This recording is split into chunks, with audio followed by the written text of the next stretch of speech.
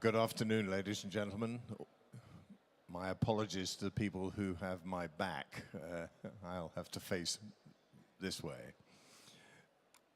This debate session is addressing the question of understanding innovation, how innovations happen, in a general context, and right at the end we will try and bring it home to education. But the idea of the first day is to talk about innovation in general and see what lessons there are for education. I have four panelists in front of me. On my immediate right, Dr. Chung from Korea. Next to him, Professor Gupta from India. Coming round the table, someone who is arrived here a bit breathless because he works for the BRAC organization, and his boss, of course, received the major prize earlier this morning. So there's a certain amount of celebration going on within the BRAC representation. Asif Saleh from BRAC in Bangladesh. And finally, but by no means least, Mark Prensky from the United States. So those are our protagonists today. We are going to try to organize this as a discussion and in which we will be encouraging people to interrupt and to contribute rather less formally than normal.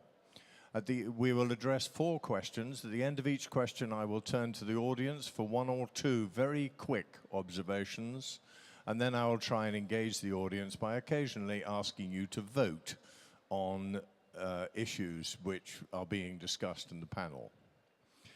I've been asked to point out to you that new this year is that this debate is we're incorporating people outside of this hall through MyWise and through Twitter. There is a specific hashtag for each session, and in our case, it's, I think, on the screen, or it will be shortly. The four questions we're going to discuss, each of them rather briefly, is if we're to find ways of encouraging innovation, we first have to understand it.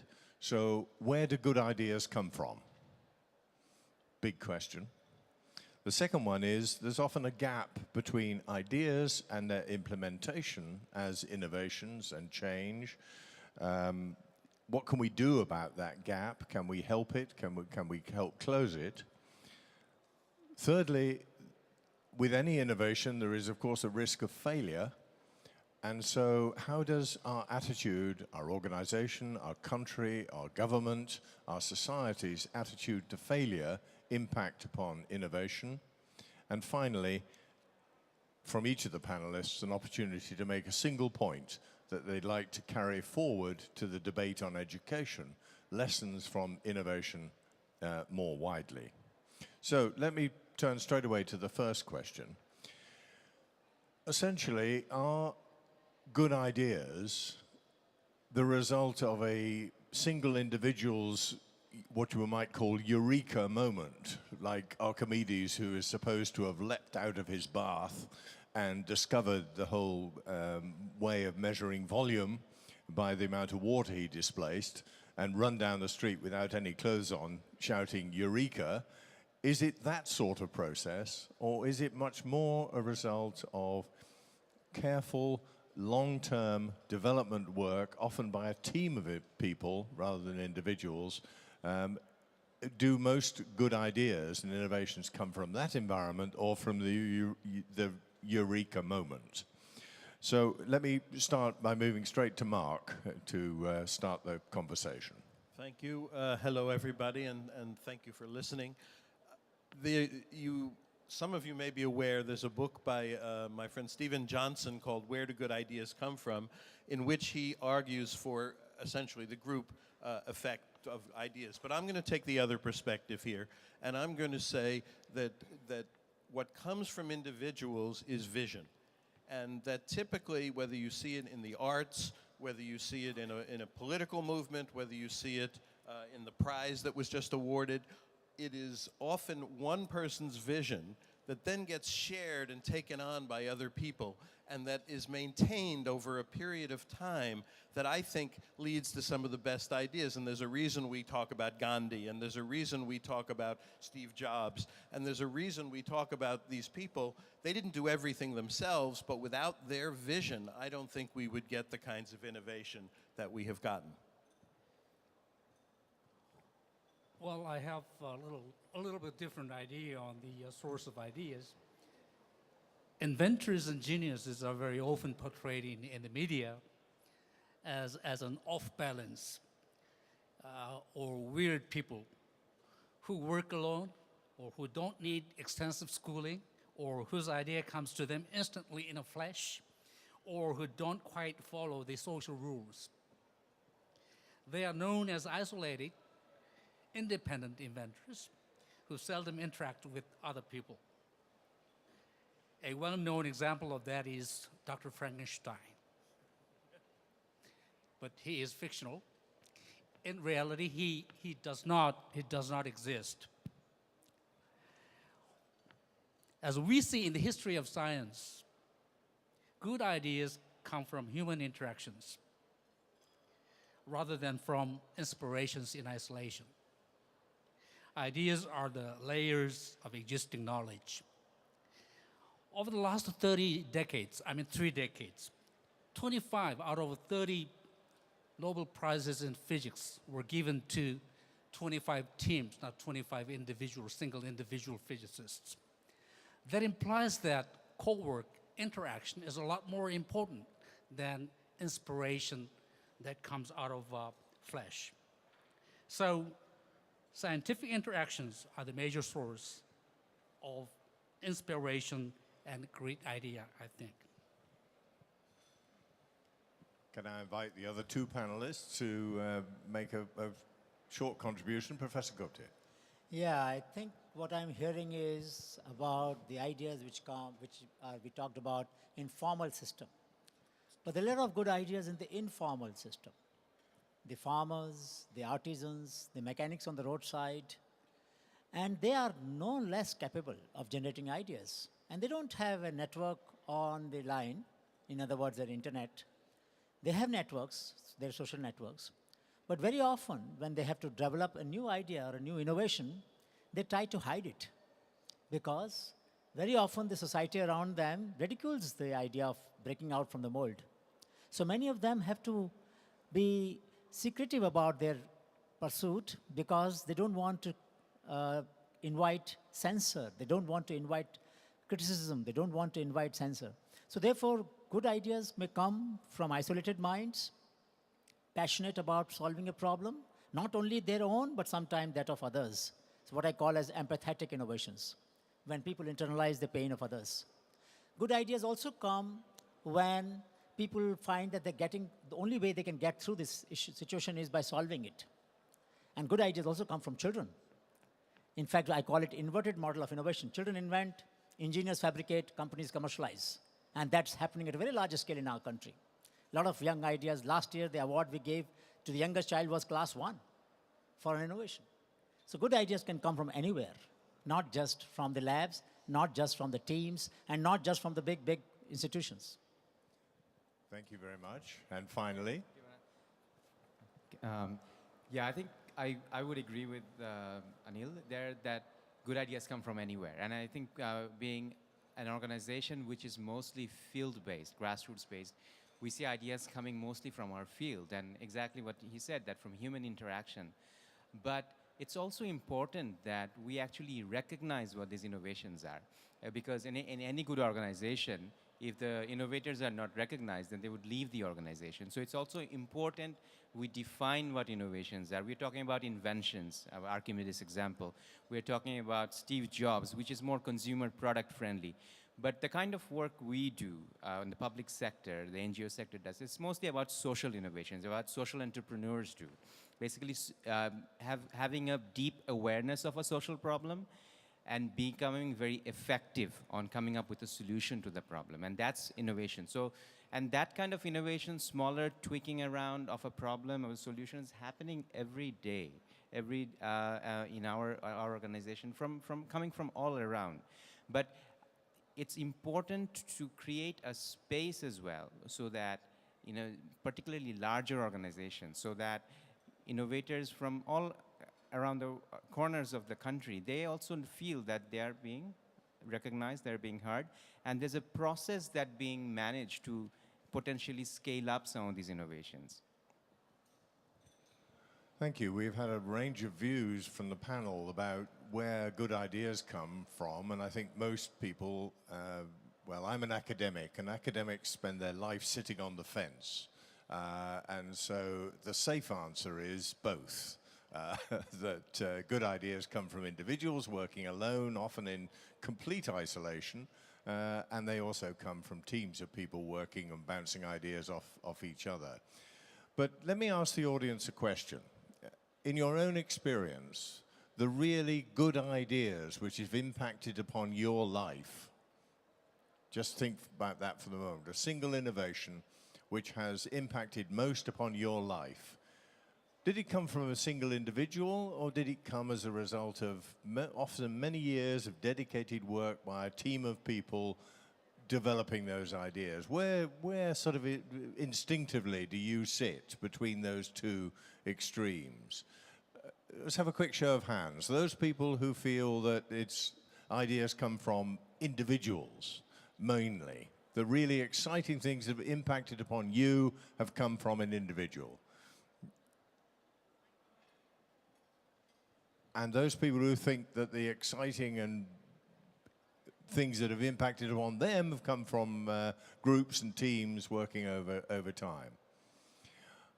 I think you're pretty well split 50-50, which is like the panel is, and like everybody else, we're all sitting on the fence. The answer is, of course, both. Let's move on to the second question. I think we've all experienced the fact that good ideas don't necessarily become innovations. They don't necessarily get adopted. And often the people with the very best ideas are perhaps the very worst at implementing them. So how do we turn ideas from the small grade 1 level child, for example, how do we turn that idea into an innovation? Does it happen automatically? If it's a good idea and the environment is fertile, will it happen on its own? Or does it need nurturing? Does it need all sorts of mechanisms and networks and incubators and so on to turn that idea into an innovation? Those are the questions, those are the issues that fall under the second question. So let me start with Dr. Chung. Well, thank you very much. Many good scientific ideas remain unutilized, as you know very well. Once some scientific ideas are published in major journals, scientists tend to think that that is the end of their roles. And they seldom try to go further to translate the idea into economic values. There may be very many reasons behind that. I think some of the most important factors behind that include the fact that they need, in order to translate the idea into economic values, they need to have technology to cook the ideas into something which is very marketable. And also they need financial resources to support the activities. And in addition to that, they need some entrepreneurial capability to push ahead with the idea. But in these cases, it requires tremendous amount of resources, which private individuals cannot afford to bear. So I think the government has to come in to intervene, help the scientists to translate the idea into market values. Thank you very much. We will come back again and again, I suspect, to the role of government in all of this. But let me give Mark a chance to respond. This may be a very cultural thing. Certainly in the place where I come from, which is the United States, we are very used to innovations taking hold because the marketplace demands them. and because people who see that demand rush to fulfill it, and each in their own way. And certainly the debate in the US is whether the government should in fact get out of the way rather than get into the way. If you look at developments like the internet, they came out of dorm rooms, they came out of people's individual ideas and projects. Yes, they need to be encouraged and given money, which happens. We have a whole venture capital situation, but all they do is listen to the good ideas and try to give them the best money. My experience is that government wastes a huge, huge amount of money, and my experience with government here is with DARPA, which, yes, invented the predecessor of the internet, but also spends enormous amounts of R&D money that go nowhere ever at all, and that I think would be just as easily provided by the private sector. Let me ask the rest of the panel. I will bring it down again to social innovations. I think basically we identified four. Okay. Sorry. Yeah, I think bring it down to social innovations again. Going back to that we actually have started a social innovation lab in BRAC, and we talked to a lot of these old timers who worked and whose brilliant ideas were some of these came up with some of these brilliant projects. For example, I mean, we talk about the school, the non-formal schooling system that BRAC started. How did it all start? So if I really identify what were the elements, so first there was a deep awareness of the problem. The problem was that there was a lot of children who was falling out of the formal schooling system for economic reasons. There were girls, the gender parity. The girls were not going to schools.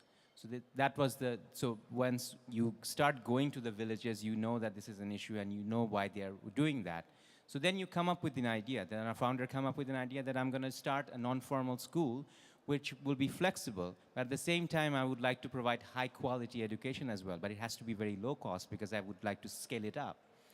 So then he adopted a bunch of researchers to design the curriculum.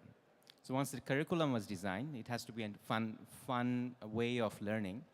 Then he had to look at the cost implications. So one teacher, one room, same from the community, person from the community's deep engagement in the schools. So all of these were little innovations. And then once the model was designed, then there was resource mobilization. Then he had to convince the donors to fund it. And then at the same time, he had to look externally. What are the good practices as well? So these are the four elements, this external knowledge of what's going on, resource mobilizations, of course the idea, and the deep awareness of the problem. These are the key to innovations. I think innovations is nothing if you do not scale.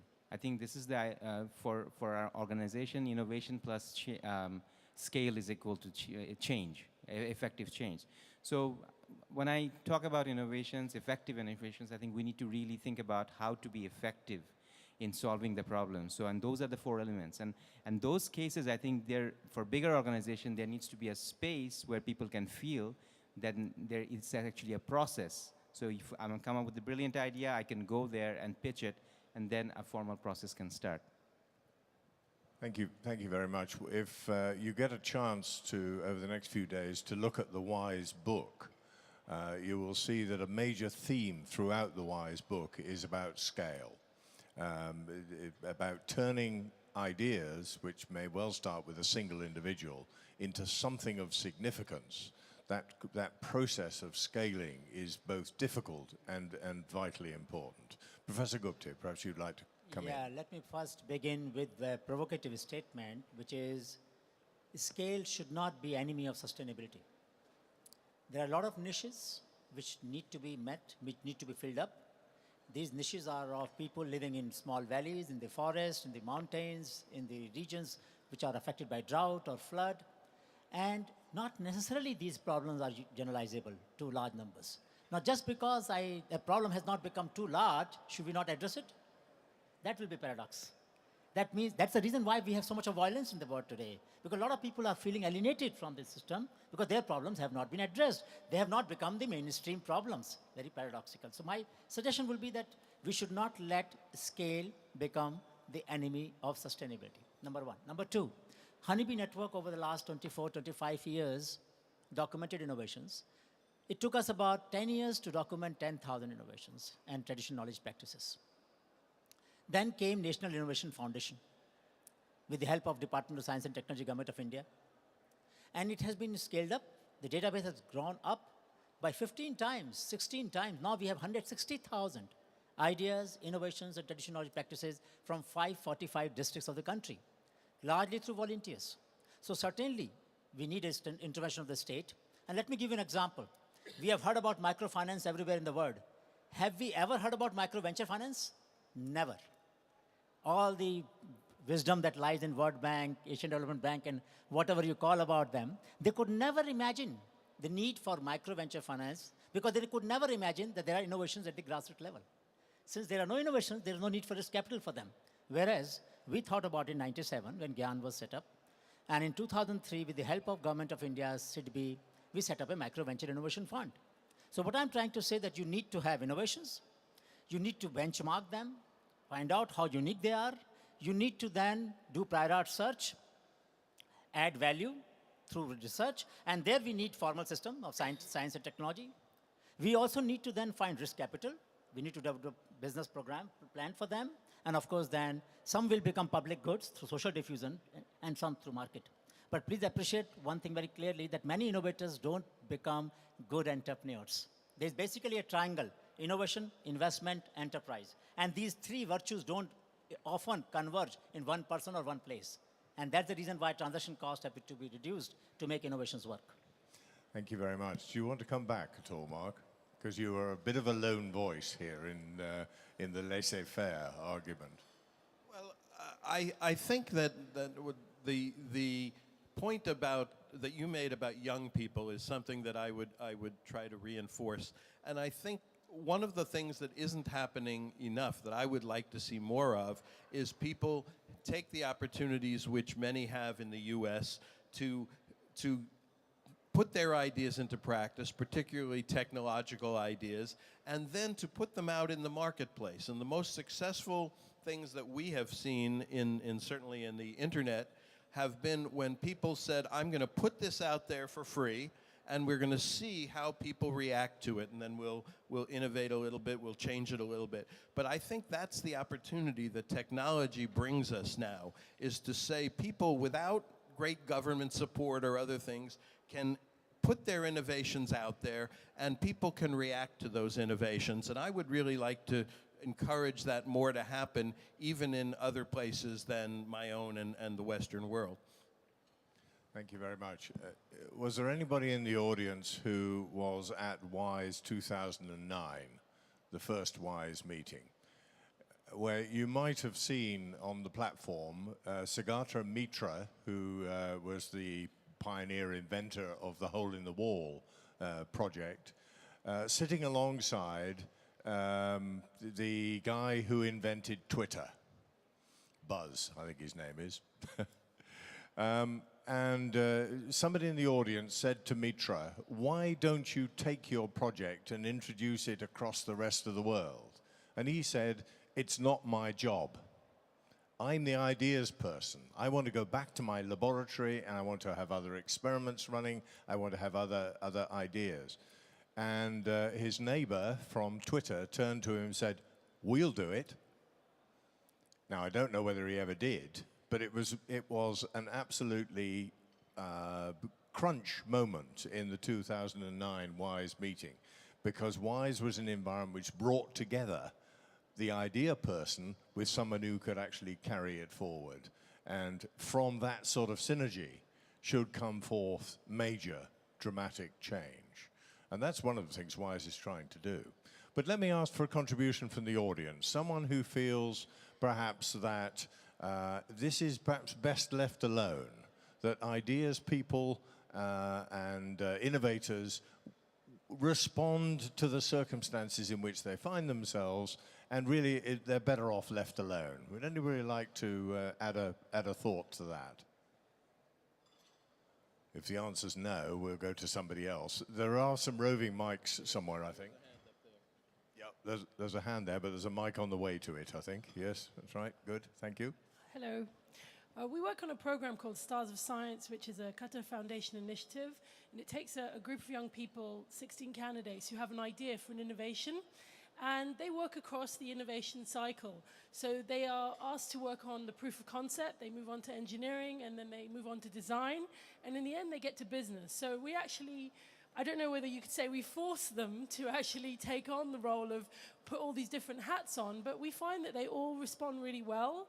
And even though there's a few teething problems along the way, that's part of their journey as innovators, and it just kind of adds value. So that would be our experience, I think. Thank you very much. That's a very interesting example. Dr. Chung, let me ask you, it's certainly my experience, and I'm sure it must be yours, of hundreds of scientists and engineers in universities in your country and certainly in mine, whose primary objective is to get straight back to the lab. Get me back to the bench. It's not my job to take this idea forward.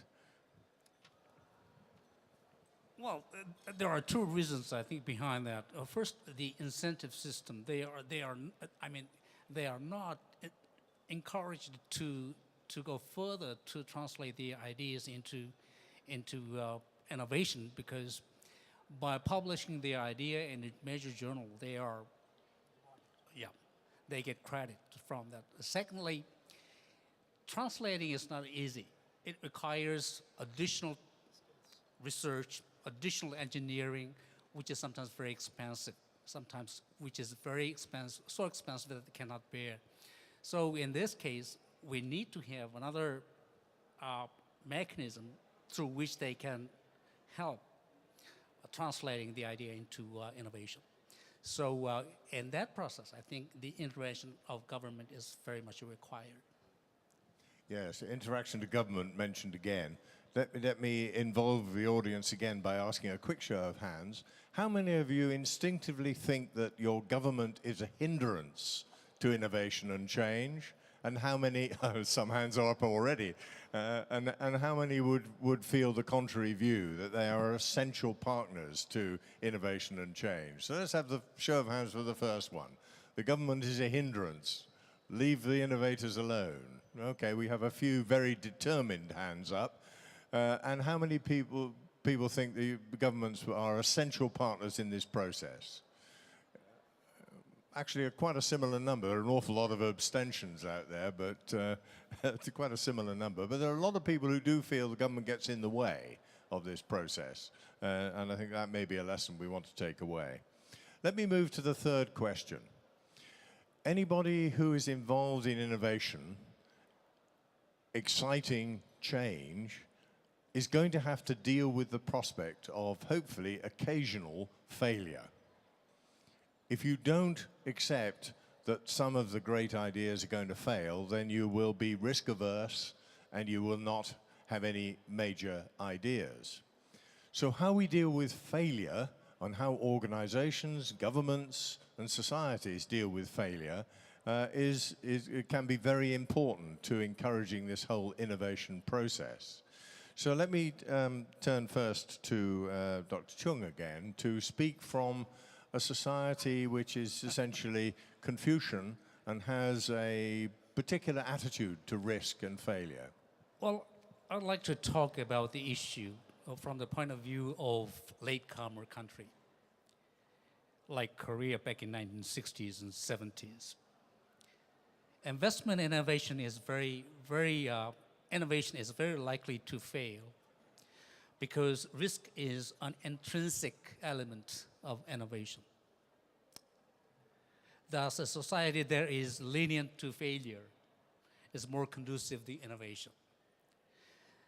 But Korea has never been so kind, so hospitable to failure. It has been very harsh to innovation, but still it has been successful in promoting innovation. The context where Korea lied back in the 60s, the fact that it is a latecomer. By being a latecomer, you can minimize trial and error in learning technology by learning from the experiences of first movers. So innovation activities in Korea back in the 60s and 70s were very much focused on imitating and assimilating mature technologies borrowed from foreign countries rather than creating new technologies. In such cases, innovation does not involve so high risk or so high market technological risk or market risk. So in many other cases, failures are not justified in terms of innovation. So we can consider that if they fail in innovative activity, it is not because of the risks or technological risks or market risk involved in innovation, but because of the inappropriateness of technology or mismanagement of the innovation processes. So in the early stage of development in Korea, back in 60s and 70s, penalizing failure did not mean kind of a deterring innovation in Korea. So it is true, it is not deniable that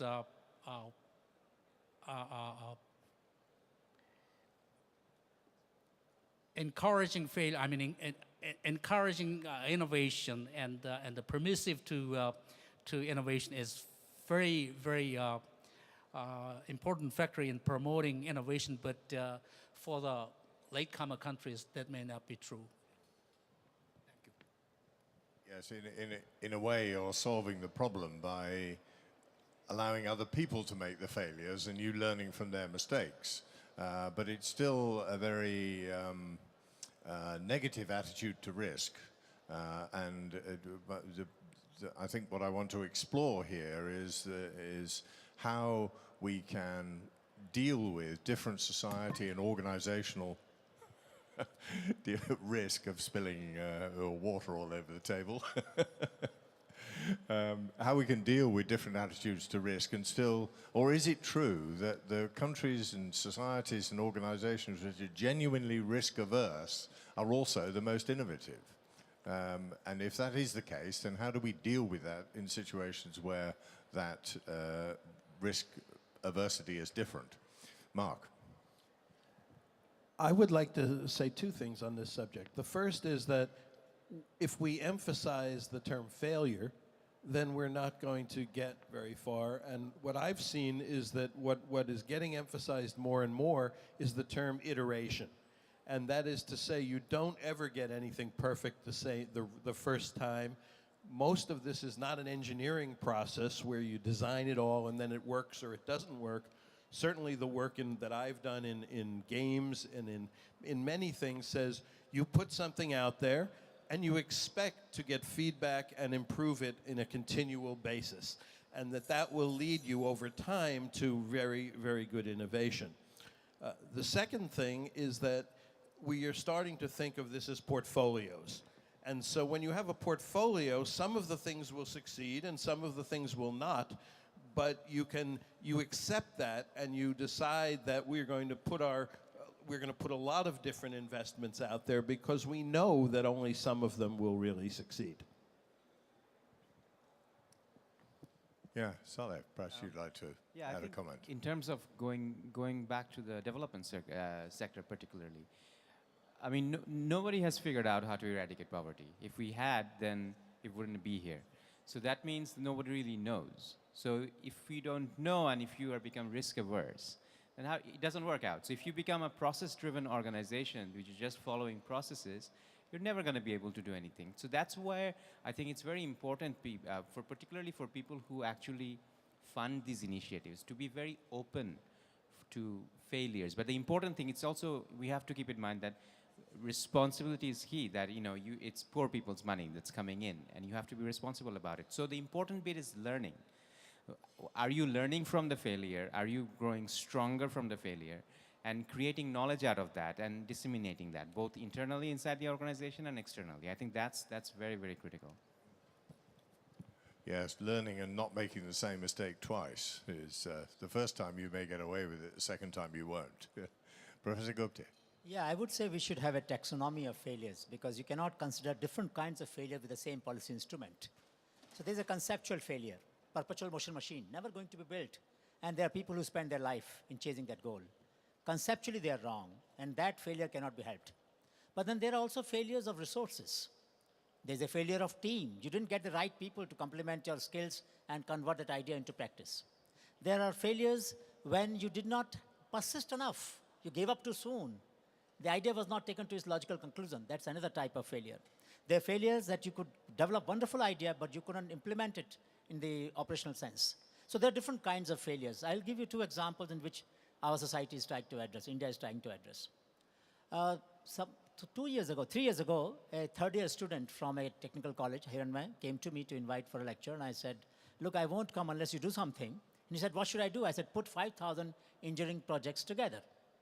So he did it in about 15 days. I went there, and he said, what next? So he put 10,000, 20,000, 50,000. At techpedia.in, developed by Srishti, we have 104,000 projects done by 350,000 students of 500 technical institutions, engineering institutions. What does it show? It shows that lots of good ideas were abundant. So we developed a relay model. We call it Coco in our India. There is a game called as Coco. It's a relay model. That means this idea was a failure in his hand, but somebody else can take it forward in another institution and take it to next step. And then third institution, third step. Maybe 4 or 5 cycles, it might become a product. So we need to develop, as you rightly mentioned, use online platforms, create a relay of ideas so that not necessarily the ones who conceive the idea first must complete it also. It can complete in a distributed manner. So we harness the power of distributed idea management, knowledge management to cut the ideas through. Second experiment which we did in this summer of 2011, in Gujarat Technical University and in the partnership with techpedia.in at Srishti, 50,000 students went for what we call as industrial Shodhyatra. Shodhyatra means learning walk. I've been doing these walks for last 14 years. I've walked 5,000 kilometers in different parts of the country. These students were supposed to walk in industrial clusters. They walked, identified 16,000 problems. University gave them 3 credit for documenting the problem, 15 credit for trying to solve them in the final year. Now we all know that not all of them will succeed in solving the problem. In a university system, how do you encourage people to take risk when they don't succeed? So the guidelines were developed that if effort has been made, even if the problem is not solved, we must give credit for that. So 16,000 problems of small enterprises and informal sector will be addressed by 50,000 students under the guidance of 8,000 faculty members in the current year. And this will be online, traceable, tractable. So I think the risk aversion can be overcome when we decide to reward efforts, a genuine efforts, originality of conceptualization, a good plan of execution, even if the execution fails. Idea does not fail ever. Thank you. Thank you. That example of how do you deal with a project which fails in an academic environment is a good illustration of needing to manage risk and to be able to cope with risk. And actually, risk is a better word to use in this context than failure, I think. Let me take one contribution from the audience that I'm facing here. Anything you'd like to add to the debate on managing risk, dealing with risk? Yes, we've got a person here. I've got 3 people. I may not have time, I'm afraid. We started late. Hi, my name is Naveed Malik from Pakistan. One element that got left out of the last round was the age factor. Younger people are capable of taking risks. And the example that comes to mind is if you look at all of the successful ventures across the board today, okay, from Microsoft all the way down, they were all started by young people. And the very simple reason probably behind that is young people are immune to even flying bullets. They'll fall down, they'll get up and start walking again. When we get to this level of gray hair, you probably stop taking risks. So innovation and risk at the younger level, if that is encouraged, that is probably has a much higher chance of succeeding or just ignoring the whole problem. Yes, that's a very interesting example, because is it not the case that you and I could probably tolerate failure much more easily than the young people can, for whom it is a much higher risk? I would say that we would take fewer risks at our age. Yes, true enough, true enough. I'll take one more contribution, and just then we must quick move on. example, not from Australia, but actually from Iceland. I visited it in 2005. The Ministry for Education had a deliberate policy of do, then think. They said if they didn't take the risks, then their nation would not go ahead educationally. And so it came from the government down, And that was a fantastically liberating little phrase. I've used it many times, do then think, because a lot of people will react to it. I think it should be the other way around, but it's the way in which the Icelandic government got their online learning off the ground so fast. Thank you very much. Let me have a final vote from the audience. Just about your own organisation, and you're all anonymous here. Nobody knows who any of you are. So do you think you come from a society or from an organisation which is risk averse, and that is inhibiting innovation in your organisation? Those people who would say yes to that question, they come from basically a risk averse environment which is inhibiting change and innovation. We've got a few hands coming up here, a few hands. And what about those who think the reverse? They come from a really innovative, encouraging, risk-tolerant organisation. About the same number again. Actually, the audience is split in half, almost in half on almost all the questions. We are getting very close to the end. I'm going to give literally 10 seconds to each member of the panel to deliver a single message on innovation and the management of innovation, the encouragement of innovation, which they want to take forward into the field of education, which should be discussed in this summit today. We've got 10 seconds each, round the table, quick. I would say the important thing is to listen to the young people and to understand that we are in a new world with new kinds of technology, and to not think about the old ways things have been done, but how we can do them differently in the future. And our best clue to that is our young people. I would add that it's very exciting times for innovators. We are a lot more connected society as a world. So take risks and manage innovations. 2 key messages. Minds on the margin are not marginal minds. Second, creativity counts. Innovations matter. Innovations, knowledge transforms, and incentives inspire. But incentives not just material, but also non-material, not just individual, but also group. Thank you, and we're going to run over time. I'm sorry, organisers. Well, in order to help the students deal with the fast changing knowledge society, I think the education has to help students build absorptive capacity so that they can easily understand and absorb changing technology and knowledge. Thank you very much. Thank you very much. And audience, I apologize for being able to not take so many questions from you. We started late and were shortened. Thank you all very much indeed. Thank you to the panelists. An interesting discussion. Thanks a lot.